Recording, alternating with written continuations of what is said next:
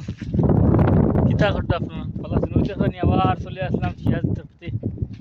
বর্তমানে আর বেশি সময় না, সর্বোচ্চ দেড় মাসের ভিতরে পেঁয়াজ তুলে এখন দেখলানি পেঁয়াজগুলো দেখুন আগা, এই যে আগগুলো যেগুলো সেগুলো একটু একটু একটু একটু মারা যাক, অর্থাৎ এরকম হয়ে যাক।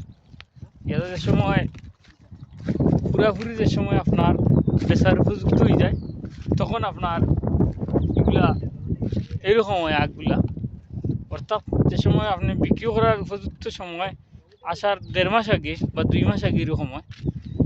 আর পেঁয়াজগুলা চাষ করতে সময় মিনিমাম 6 মাসের মতন, প্রায় একবারে মিনিমাম 5.5 মাস থেকে 6 মাস, 5.5 মাসের নিচে পেঁয়াজগুলা তোলা যায় না।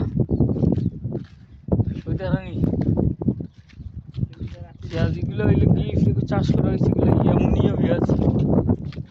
ইয়ামুনি পেঁয়াজ মানে হইলে গিয়া একটু ছোটো ছোটো পেঁয়াজ, ওগুলো হয় ইয়ামুনিয়া। বা এগুলো সার্ভিস বেশি দিয়ে, অর্থাৎ সার্ভিস মানে এগুলো আর বেশি দিন টিকে, এই পেঁয়াজগুলা ফসে না। আর একটা পেঁয়াজ আছে বড়, বিশাল বড় বড় পেঁয়াজ, এগুলো আবার সার্ভিস দিয়ে কম, অর্থাৎ দিন একবারে কম যায়, ফসি যায় বা ভিতরগুলো পানির মতন থাকে। তো আশা করছি মারদার পেঁয়াজ যেটা আছে যে রোজার আপনার রমজান মাস বা আপনার রমজানের ঈদ পর এগুলা তুলে হয়ে যাব ইনশাল্লাহ। গেছে বছরের যেরকম পেঁয়াজের রেট ছিল, এরকম মানে সর্বোচ্চ রেট ছিল।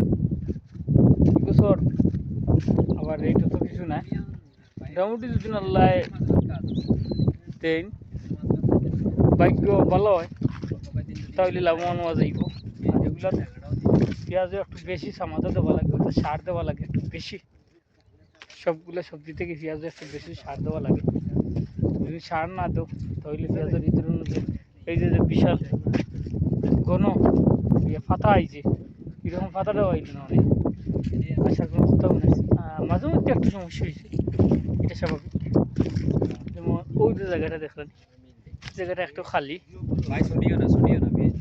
আবার পিছনের সামনের যেটা আছে এই যে কতটুকু জায়গা, এটা আবার মোটামুটি ভালো। সবগুলো কিছু শেষ হইল গিয়া। আপনার ভালো থাকুক, সুস্থ থাকুক, আল্লাহ হাফিজ।